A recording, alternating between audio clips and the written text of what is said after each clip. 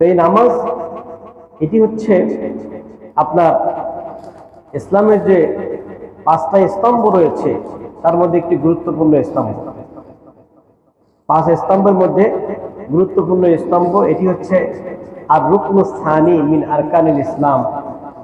কালেমা পড়ার পরে একজন মানুষের উপরে যে দ্বিতীয় রোকন, যে দ্বিতীয় খুঁটি ইসলামের, সেটি হচ্ছে এই নামাজ।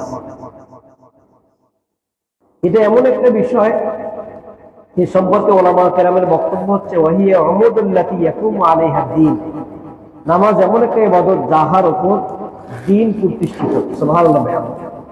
তাহলে যার নামাজ ঠিক তার দ্বীনদারি ঠিক আছে, যার নামাজ ঠিক তার দ্বীনদারি বলতে কিছু নেই। এটাকে বলা হয়েছে যে উমুদুল্লাতি ইয়াকুমু আলাইহা দ্বীন। এটা এমন একটা খুঁটি যে খুঁটির উপর দ্বীন প্রতিষ্ঠিত। ওয়াইন্নাহা মিনাল ইসলামি বিমানজিদিল রাসি মিনাল জাসাদ। ইসলামের সাথে নামাজের সম্পর্কটা কি রকম? যেমন দেহের সাথে মাথার সম্পর্ক। দেহের সাথে মাথার সম্পর্ক। একটা মানুষের দেহের মধ্যে যদি মাথাটা কেটে ফেলা হয়, তার জীবন যেমন থাকে না, ঠিক তদ্রূপ সে ইসলামের দাবি করতেছে, নামাজ নাই, তার মানে তার ইসলামের খাতায় নামেই নাই। এটি হচ্ছে অবস্থা। যদি মাথা কেটে ফেলা হয় তার জীবন আর থাকে না।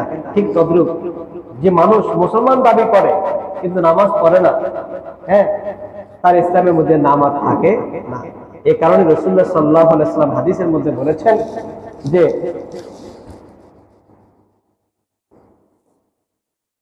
বাইনাল আবদি ওয়াল কুফরি তারকুস সালাত। একজন বান্দা এবং কুফর দুইটার মধ্যে পার্থক্য হচ্ছে তারকুস সালাত, নামাজকে তরক করা। নামাজ তরক করলে সে কুফরি করলো, আর নামাজ ধরলে তার ইসলামী পরিচয় নিয়ে এসে চলল। কাজেই কুফর এবং বান্দা দুইটার মাঝে পার্থক্য হচ্ছে নামাজ। যে নামাজ কায়েম করলো সে আল্লাহর বান্দায় পরিণত হলো, আর যে নামাজ পরিত্যাগ করলো ইচ্ছা করলো সে কুফরি কাজ করলো। কাজেই নামাজটাকে জীবনে কায়েম করতে হবে। নামাজকে বাদ দিলে তার ইসলামী পরিচয়টা থাকে না। আল্লাহ পাক রব্বুল আলামিন এই নামাজ কায়েম সম্পর্কে বিভিন্ন আয়াতে কারিমা উল্লেখ করেছেন। যেমন সূরা নিসার 103 নম্বর আয়াতের মধ্যে আল্লাহ তাআলা বলেন, ইন্নাস সালাতা কানাত আলাল মুমিনিনা কিতাবাম মাওকুতা। নিশ্চয় নামাজ মুমিনদের উপরে নির্ধারিত সময়ে ফরজ করা হয়েছে। এর একটা নির্ধারিত সময় আছে। সময়ের নামাজ অসময়ে পড়লে এটাকে কাজা বলা হয়। যে সময় আদায় করা দরকার সে সময় আদায় না করে অন্য সময় এটাকে আদা করলে সেটাকে কাজা বলা হয়। ইচ্ছাপূর্বক কেউ যদি এটা করে ওজর ছাড়া, তাহলে তাকে এক নামাজের জন্য 80 হুকবা আযাব ভোগ করতে হবে। এক হুকবা সমান 1 হুকবা 80 হুকবা আযাব তাকে ভোগ করতে হবে। তাহলে 1 হুকবার পরিমাণটা কি রকম?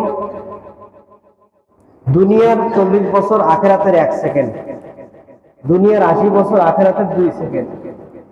এই যে হিসাব করলে 1 হুকবার পরিমাণ হয় আপনার 2,88,00,000 বছর। 2,88,00,000 বছর। এটা হচ্ছে একদিন কেউ যদি 1 ওয়াক্ত নামাজ তার যথাসময়ে আদায় না করিয়ে অন্য সময় কাজা করে, ইচ্ছাপূর্বক যদি এটা হয়, তাহলে তাকে 80 হুকবা আযাব ভোগ করতে হবে। কঠিন কথা না?